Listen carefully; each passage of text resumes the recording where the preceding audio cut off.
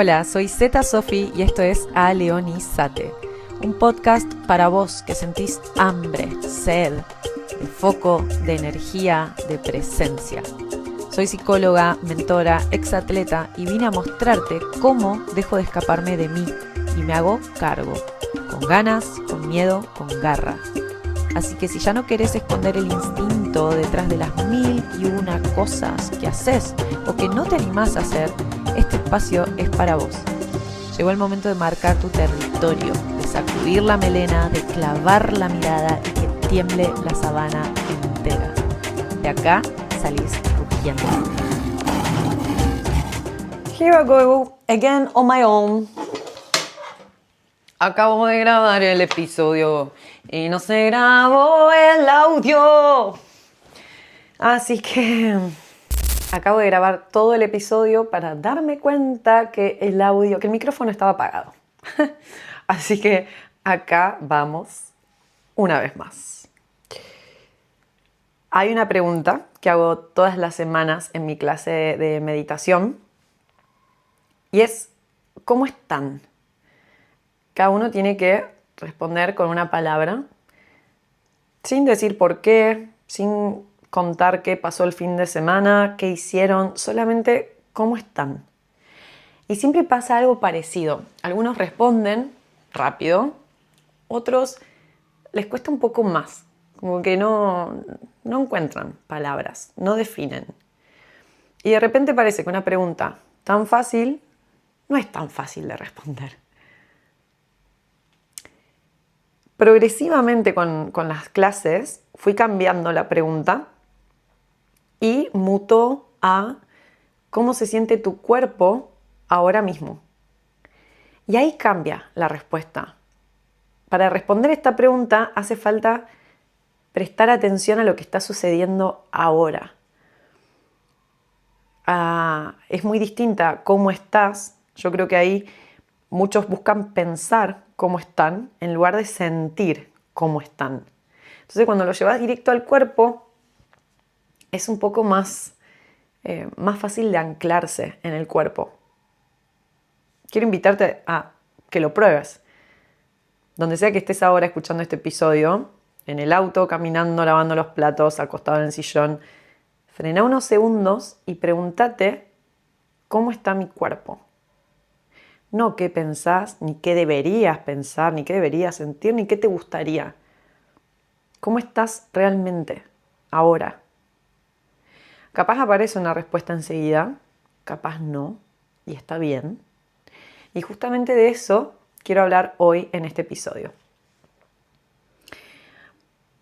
Hay personas que a lo mejor pasan 40, 50, 60 años viviendo dentro de un cuerpo sin llegar a conocerlo realmente. Y lo más loco de todo esto es que muchas veces creemos que sí lo conocemos.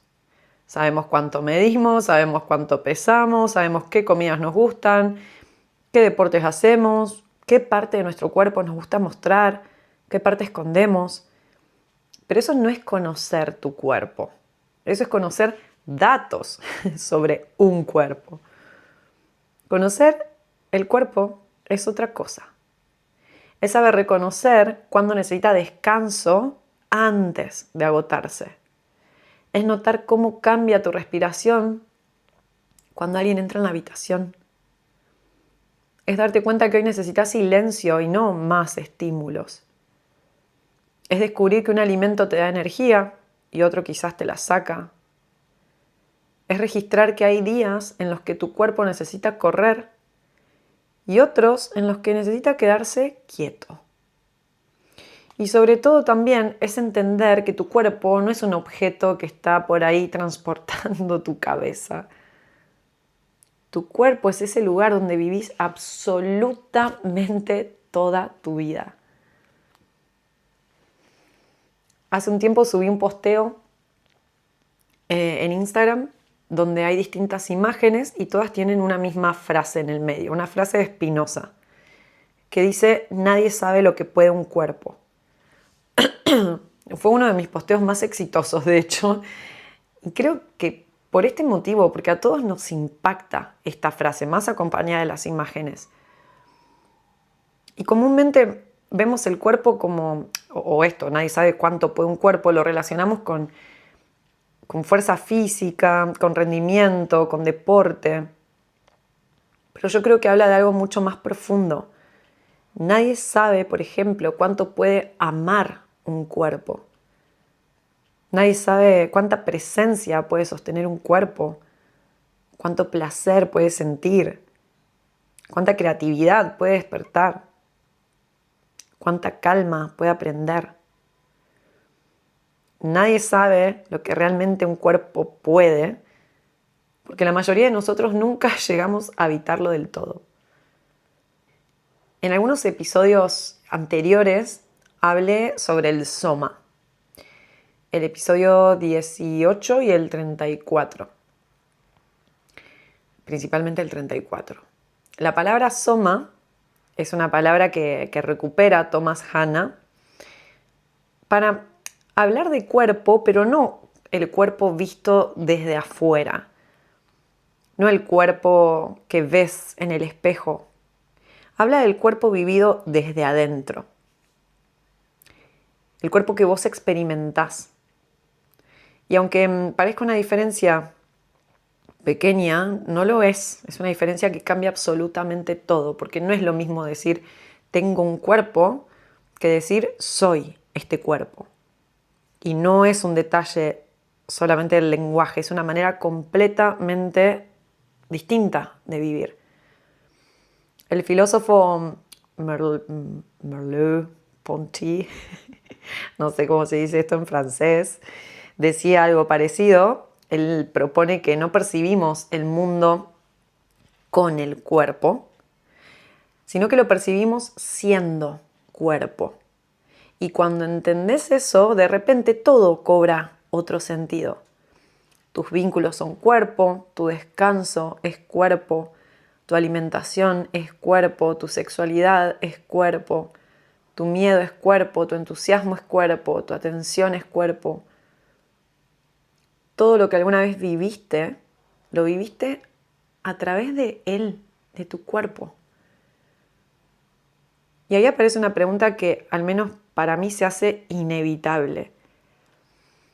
Si todo lo importante de mi vida pasa a través del cuerpo, ¿por qué le dedico tan poco tiempo a conocerlo? Creo que parte del problema muchas veces es que casi siempre nos acercamos al cuerpo desde la corrección. Nos acordamos del cuerpo cuando duele. Nos acordamos cuando aparece un análisis raro. Cuando dormimos mal, cuando, no sé, subimos de peso, cuando tenemos ansiedad, cuando me molesta la rodilla, el hombro, cuando me sale un lunar o una mancha extraña. Cuando algo deja de funcionar como quisiéramos que funcione. Y verlo de esta manera es como, no sé, como si tuvieras un amigo al que llamás solamente para pedirle favores. Y me parece un poco una pena relacionarse con el cuerpo desde este lugar, porque hay otra forma completamente diferente de acercarse al cuerpo. Desde la curiosidad. No mirar el cuerpo para arreglarlo, mirarlo para conocerlo. Y es una forma que cambia absolutamente todo, no solo cómo mirar el cuerpo, sino la curiosidad como ley de vida para la vida. ¿Cómo se conoce un cuerpo? No leyendo un libro, no escuchando este podcast, no memorizando teoría. Se conoce viviéndolo, experimentándolo. Y esta palabra es clave. Porque durante mucho tiempo, al menos yo aprendí que había una forma correcta de vivir, una única forma correcta de vivir.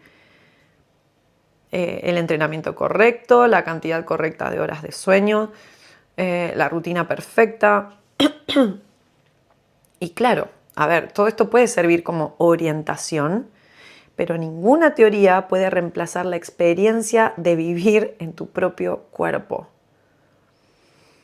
Hace algunos años fui vegetariana durante unos meses.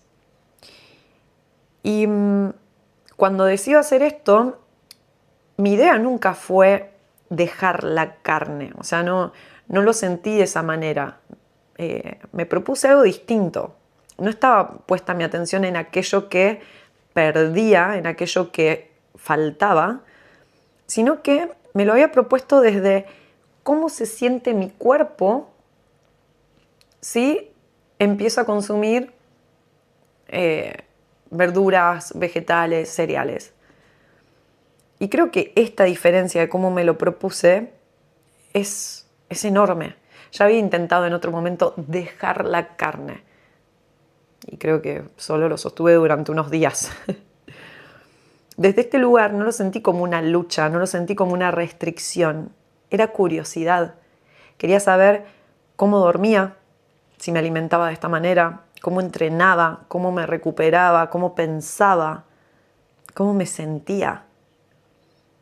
Y después, unos meses más tarde, no me acuerdo cuánto estuve alimentándome de esta manera, creo que fueron 8 o 9 meses, volví a incorporar carne y me sorprendí porque de repente cuando empecé a comer carne de nuevo me aparecieron unas ganas muy notorias de entrenar fuerza, de levantar peso. Como que necesitaba desafiarme físicamente de esta manera, como eso, cargando peso. Y no fue volver a comer carne lo que me enseñó eso. Fue justamente haber atravesado estas experiencias, haber comido, haber dejado de comer y volver a comer. Si nunca hubiera probado otra forma de alimentarme, jamás hubiera descubierto esta diferencia. Y eso me hizo pensar que quizás estamos demasiado preocupados a veces por hacer las cosas correctamente y muy poco interesados en descubrir qué nos pasa. Porque no se trata solamente de dejar el alcohol, por ejemplo, ¿no? Puedes preguntarte cómo duerme mi cuerpo cuando durante un mes no tomo alcohol. O no se trata de eliminar el azúcar. Puedes preguntarte cómo cambia mi energía cuando dejo de consumir azúcar por una semana. O no sé, los que se proponen de repente dejar las harinas. Bien, quizás no es dejar las harinas, sino es, bueno, cómo se siente mi cuerpo después de, durante una semana, comer de esta manera. Con esto, sin esto. Lo mismo a mí me pasó también con el café. Cambié mucho la ingesta de café y hoy puedo sentir que cuando consumo más café del que suelo, que es muy poco lo que tomo, mi atención cambia, mi pulso se acelera. Entonces, la pregunta deja de ser ¿qué está bien? Y empieza a ser ¿qué puedo descubrir? Ya no estás obedeciendo algo, estás investigando. Y un cuerpo no es un problema para resolver, no es una máquina que hay que optimizar. El cuerpo sos vos. El cuerpo es la vida. Cada etapa de mi vida me mostró de alguna manera un cuerpo distinto. Y con cada etapa me refiero a cada momento también. El cuerpo que entrena, el que descansa, el que ama, el que está triste, el que tiene miedo, el que baila, el que se recupera, el que viaja, el que duerme poco, el que duerme bien, el que necesita silencio, el que necesita música. Todos son yo. Por eso muchas veces me cuesta decir yo soy así, porque la verdad es que siempre me estoy conociendo. Y esa de hecho es una de las cosas que más me gusta de estar viva. No haber llegado a algún lado, seguir descubriendo, seguir sorprendiéndome, seguir preguntándome qué más puede este cuerpo. Y invito a no tomarlo desde este lugar de qué más como una lista de cosas que nunca se acaba, sino como qué más en cuanto a presencia, a estar acá, a hacer con lo que está haciendo. Cada vez estoy más convencida de que conocerse no es encontrar una respuesta definitiva a las cosas. Es hacerse mejores preguntas. Y el cuerpo, cuando empezás a escucharlo, hace algo muy hermoso que es empezar a responder esas preguntas. El cuerpo siempre nos está hablando. La pregunta es si aprendimos su idioma. El cuerpo no habla español, no habla inglés, no habla húngaro. Habla tensión, habla respiración, habla temperatura, habla postura, deseo, cansancio, hambre, movimiento, piel, lágrimas, bostezos, escalofríos, silencios. Y nosotros muchas veces intentamos traducir todo eso demasiado rápido. Sentimos un nudo en la garganta y enseguida queremos saber qué significa. O ya le damos una explicación. Nos duele la espalda y ya queremos encontrar una interpretación. Nos cuesta dormir y necesitamos ponerle un nombre. Por tal motivo no puede dormir. Como si entender fuera suficiente. Yo cada vez estoy menos convencida de eso. Porque hay cosas que el cuerpo no necesita que interpretes, que entiendas. Necesita que las escuches. Durante muchos años tuve un problema respiratorio un poco extraño. Yo desde chica fui asmática mucho tiempo y este problema respiratorio que empecé a tener desde los 26 hasta hace poco no era asma, era muy distinto al asma. El aire se me trababa en la garganta, pero de una forma diferente al asma. Es como que tenía una pelota acá que no dejaba, como que me presionaba el pecho. Y aparecía por lo general cuando estaba estresada por algo y también en momentos aparecía cuando yo sentía que estaba bien, pero no podía respirar y eso me estresaba. Hice de todo, porque imagínense que de los 26 a los 30 y pico son un montón de años donde sentía esto, no podía solucionarlo y quizás solo como bostezando recién ahí me pasaba el aire. Lo traté en terapia, hice biodecodificación, hice constelaciones, un montón de cosas que sí ampliaron mi mirada sobre esto y sobre muchas cosas más aparte, pero el síntoma seguía ahí, no se iba. Y en un momento, ya harta de esta situación que duró años,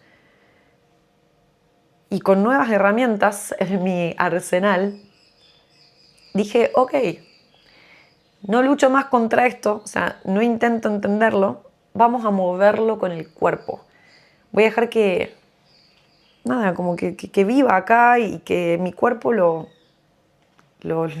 vea, lo trate.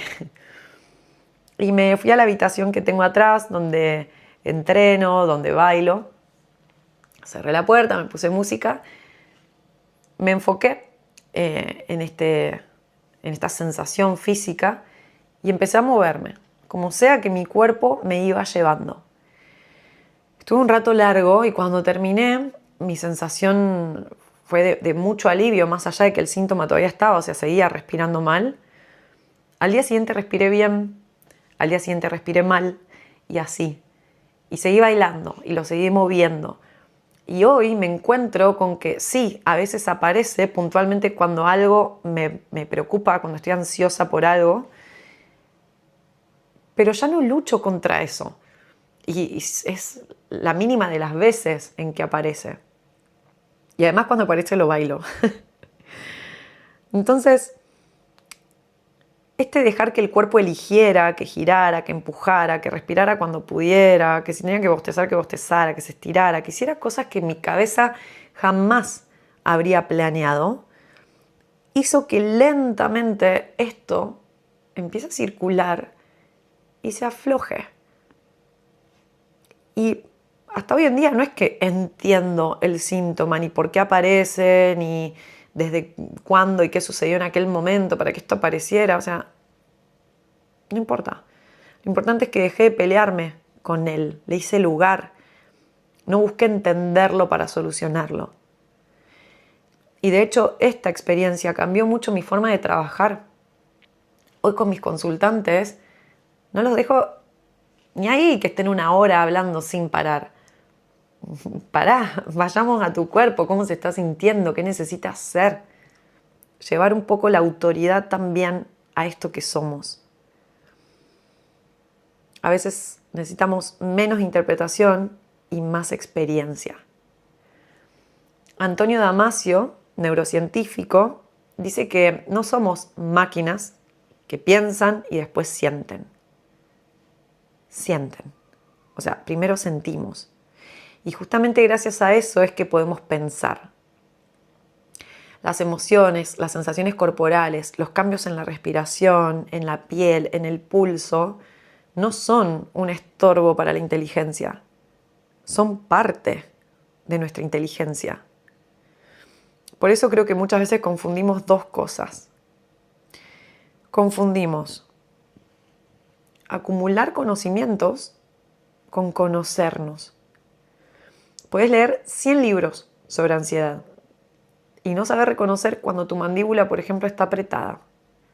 Puedes aprender toda la teoría sobre regulación emocional y nunca darte cuenta que llevas 3 días respirando apenas hasta el pecho.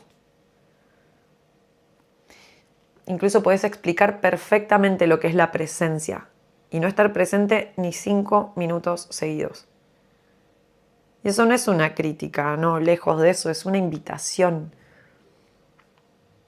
Porque creo que hacerse inteligente no consiste solamente en aprender más, consiste en percibirse mejor.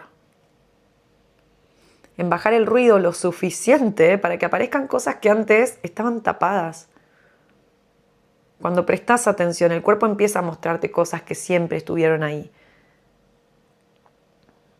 Y escuchar el cuerpo no es una técnica de relajación. Yo creo que es una forma preciosa de cultivar autenticidad.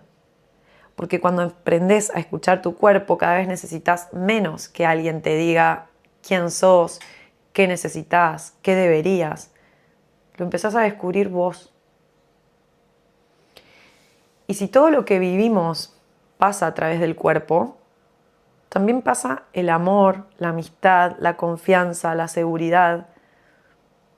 Muchas veces pensamos que un vínculo seguro es alguien que dice las palabras correctas. Y un poco sí, pero yo creo que un poco no. Creo que muchas veces un vínculo seguro es alguien cuya presencia hace que tu cuerpo deje de defenderse. Quizás no necesita decir mucho o decirlo de determinada manera. Quizás es justamente el cuerpo desde donde lo está diciendo lo que genera el cambio. Hace unas semanas viajé a Córdoba con amigos. Al lado mío se sentó mi amigo el negro, el S.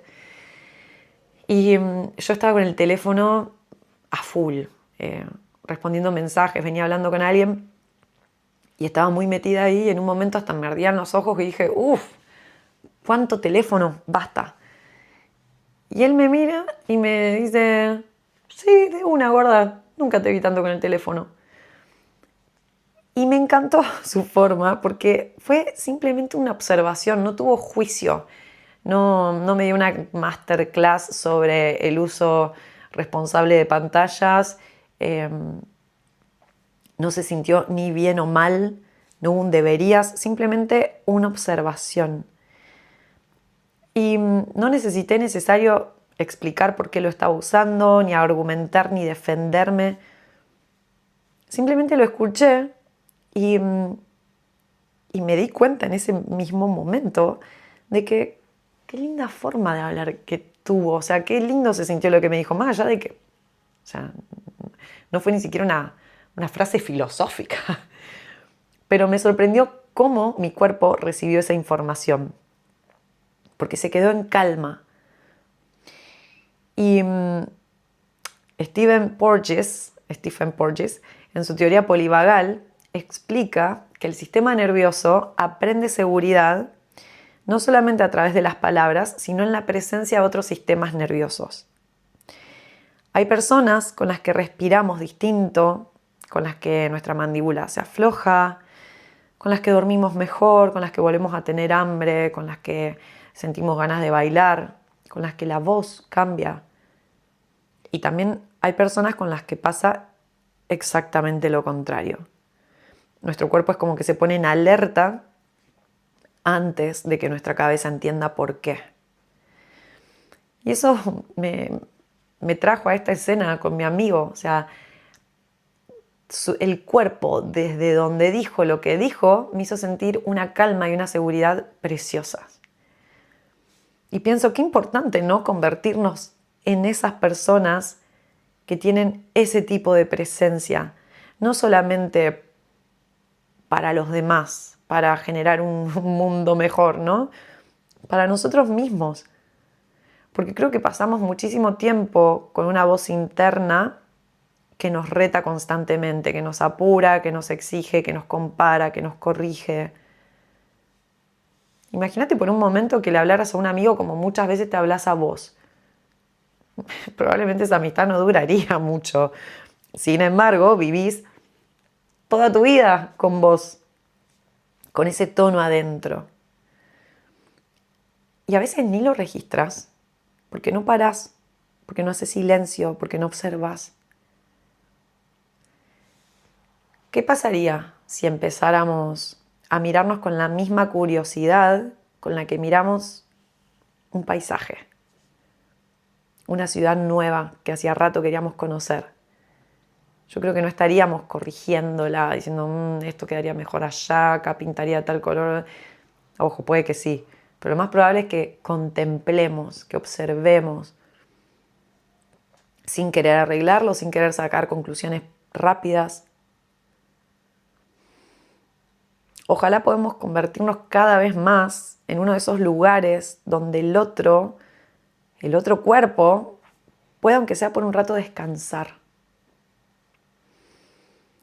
Tiempo atrás no hubiera considerado que mi cuerpo podía ser ese lugar desde donde conocerme.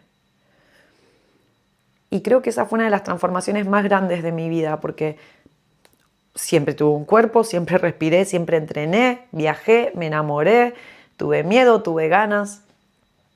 La diferencia es que durante mucho tiempo todo eso simplemente me pasaba. Es como que no estaba realmente ahí para vivenciarlo. Es como que vivimos experiencias, pero no siempre las habitamos.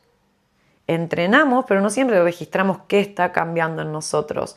Viajamos, pero a veces seguimos atrapados en la cabeza. O abrazamos, pero estamos en otro lado. Estamos pensando en otra cosa. No estamos sintiendo ese cuerpo al que estamos abrazando, ni siquiera el nuestro propio. Comemos sin sentir el sabor, respiramos sin darnos cuenta que estamos respirando. Y a veces no necesitamos otra vida. Necesitamos más presencia en la vida que ya tenemos. Y si bien la teoría importa, e importa muchísimo, porque por ejemplo en mi caso yo siento que leer me dio palabras para poder entender experiencias que antes no sabía nombrar, o me llevó a poder después justamente buscar en mí eso que había leído y ver si lo encontraba y de qué manera. Pero la realidad es que ningún libro pudo sentir por mí, ningún autor pudo respirar por mí, ni ningún concepto pudo reemplazar la experiencia de estar presente dentro de mi propio cuerpo. La teoría puede abrir una puerta, pero cruzarla, eso siempre lo hace la experiencia. Quizás esta sea la invitación más importante de este episodio. No salir de acá con más información, salir con más atención. Porque cuando cambia la calidad de tu atención, cambia la calidad de tu vida. Y no porque tu vida sea completamente distinta, sino porque estás ahí para vivirla, para saborearla. Así que me gustaría dejarte con la misma pregunta con la que empezó este episodio, para que empiece a acompañarte un poco más seguido. ¿Cómo se siente tu cuerpo? O sea, vos. No para corregirte, no para exigirle, no para entenderlo de inmediato, solo para empezar a conocerlo. Porque quizás la aventura más grande de tu vida no sea convertirte en otra persona, sino habitar profundamente esa que ya sos.